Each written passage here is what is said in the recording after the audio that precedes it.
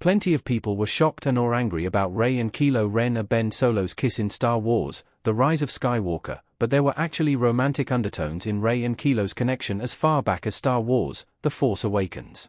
In fact, there were many sequel trilogy moments that set up Rey and Kylo's romance. While Rey and Kylo were on opposite sides when it came to the Resistance versus the First Order, and the light and dark side of the Force, they were never the out-and-out adversaries that some may have believed they were. On the contrary, several key moments in The Force Awakens nod towards what their relationship eventually became. Star Wars' Rey and Kylo Ren romance began, subtly, in The Force Awakens. There's no denying that Kylo Ren's behavior toward Rey in The Force Awakens was violent and even predatory, the line, "You know I can take whatever I want," being a particularly good example. Yet, both Kylo and Rey immediately exhibited signs that they didn't simply loathe one another. For one, the first time we see Kylo's face, he takes off his helmet to show Rey he isn't a creature in a mask. Immediately, this was a departure from what we'd seen from Kylo thus far. After all, he wasn't taking off his helmet to prove his humanity to Poe Dameron when he'd tortured him earlier in the movie. Rey's reaction to Kylo removing his helmet is also telling. Sure, she's surprised that Kylo is so human beneath his mask, but her immediate confusion and conflict are evident all over her face. Following this uncharacteristic vulnerability from Kylo Ren, and Rey's interesting response, they also share an oddly tender moment. While Kylo is searching Rey's brain, he tells her, "Don't be afraid, I feel it too." While this may not be the stuff of romance novels, it's again so far out of character from the rest of what we see from Kylo in that movie. He's effectively reassuring her, and it establishes their bond that plays out throughout the trilogy. We now know that this was the Force dyad connecting them, but it doesn't change the fact that, "Can you see my surroundings? I can't see yours, just you," or begging Rey to please join him, with his hand held out like a proposal, are pretty clearly romantic in nature. Kylo carrying Rey feels particularly significant.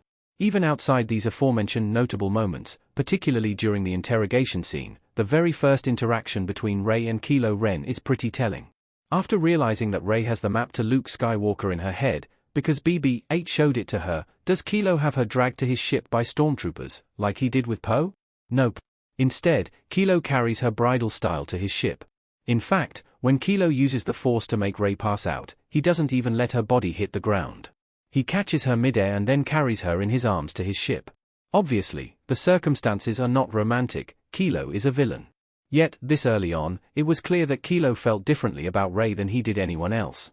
If she was just any other prisoner, Kylo wouldn't have cared at all about knocking her out, letting her drop, and having her dragged off. He's a Darksider and high-ranking member of the First Order, after all.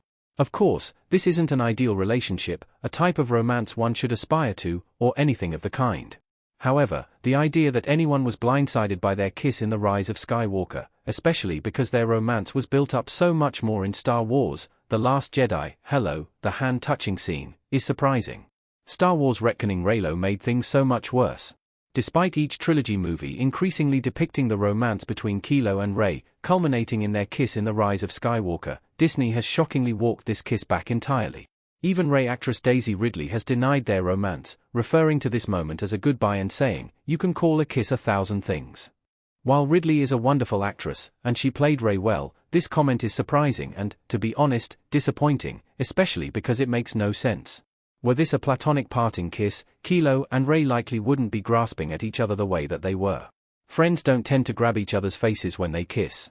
It remains to be seen why Star Wars tried to reverse the nature of this kiss, that may be explored in Star Wars' upcoming movies, like Rey's new Star Wars movie. Presumably, the franchise wants to maintain the idea that the Jedi don't have romantic attachments, and this undermines that. Even that would be confusing, though, because some of Star Wars' best Jedi, like Kanan Jarrus, have had romantic relationships, and it didn't pull them to the dark side. Regardless, trying to make this kiss non-romantic retroactively has only made their relationship worse.